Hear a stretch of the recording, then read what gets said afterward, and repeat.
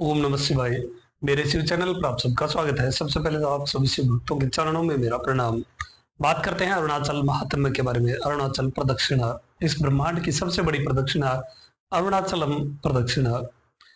स्वामी का ये अद्भुत स्वरूप है। जो शिव भक्त नए नए इस चैनल से जुड़े हैं, उन जो नहीं जानते हैं अरुणाचल क्या है, तो अरुणाचल वो लिंगम है जब सबसे पहले भगवान शिव ब्रह्मा और विष्णु के मध्य लिंग स्वरूप से प्रकट हुए थे। वो अग्निस्तंभ बाद में अरुणाचल पर्वत के रूप में परिवर्तित हुआ और तमिलनाडु के तिरुवन्नामलई नामक स्थान पर है।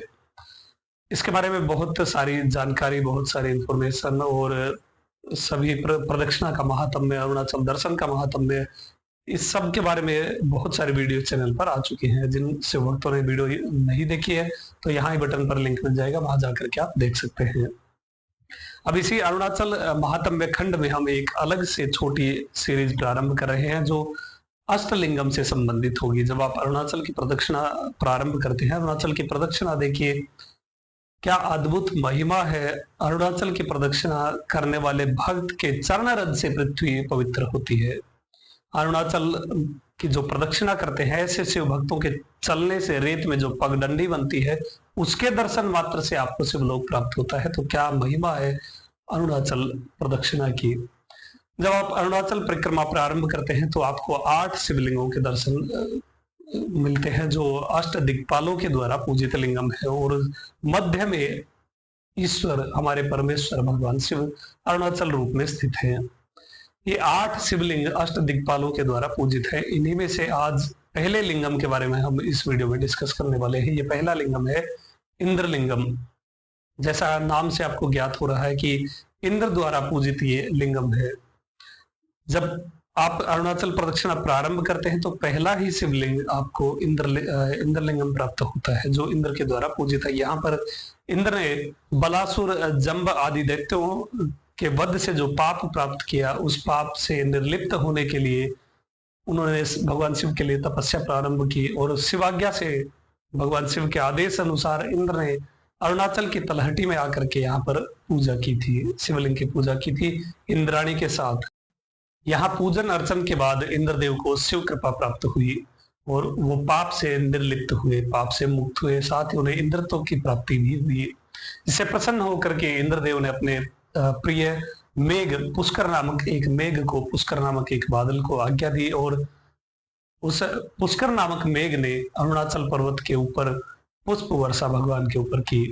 भगवान शिव के इस अद्भुत स्वरूप अरुणाचलम के ऊपर पुष्प वर्षा की गई और इंद्रदेव द्वारा यहाँ पर एक भव्य उत्सव का आयोजन किया गया। इसके बाद इंद्रदेव स्वयं स्वर्ग में जाकर के वहीं पर रहकर भगवान अरुणाचल की वंदना करने लगे। इंद्रलिंगम आपके जीवन को दर्शाता है। इंद्रदेव इस स्वर्ग के अधिपति भी हैं और साथ ही एक महत्वपूर्ण पद पर भगवान शिव के द्वारा प्रतिष्ठित किए गए हैं।